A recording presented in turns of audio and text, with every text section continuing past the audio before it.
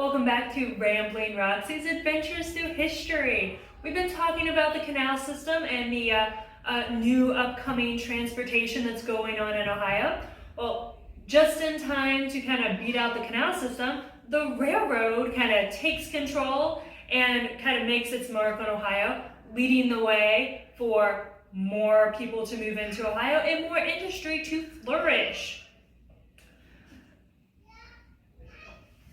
And people were all kinds of excited for this new kinds of transportation because it went even faster than the canal and you could take more things with you.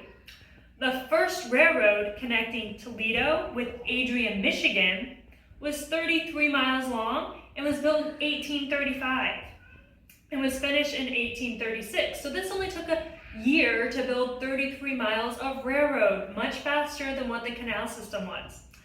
And it only took 3 hours to travel those 33 miles. I know that seems excruciatingly long now, but back then, that was like riding on a supersonic jet. It was really fast. You could get to a whole other state within the same day. That was crazy fast. And by the 1850s, railways were largely replacing the canals as a mode of travel. And by 1910, there were over 9,500 miles of railroad tracks here in Ohio. A lot of these railroads aren't in use today, and a lot of these tracks have actually been converted in the Rails to Trails initiative, where you can ride your bike along many of these routes today. So you can go see where all these railroad tracks were, and it's a great way to spend some time together as a family, or just some time taking in the nature around you. And we're going to talk about some of those places that you can see as well. One of the very interesting places that you can see to learn more about the railroad system here in Ohio is the Ohio Railroad Museum.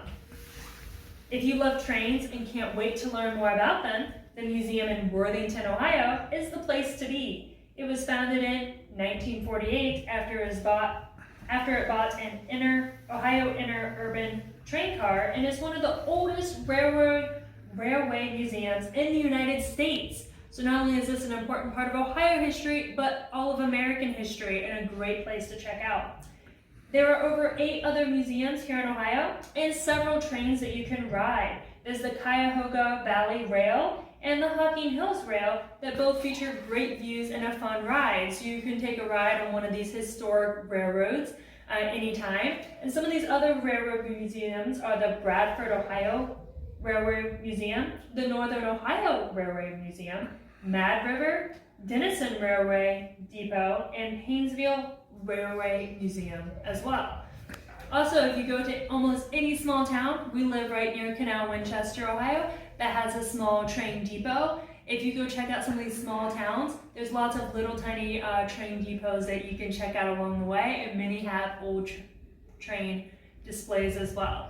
So don't forget to check out some more of the important transportation that helped Ohio grow and helped the population of Ohio grow as well.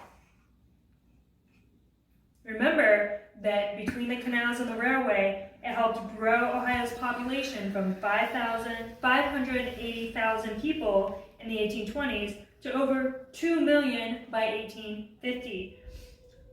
So this helped bring a lot more people to Ohio. Maybe some of your relatives came to Ohio by rail or canal, or were inspired to come because they had a way to transport their goods and services that they maybe grew on a farm or created in one of the industries around Ohio.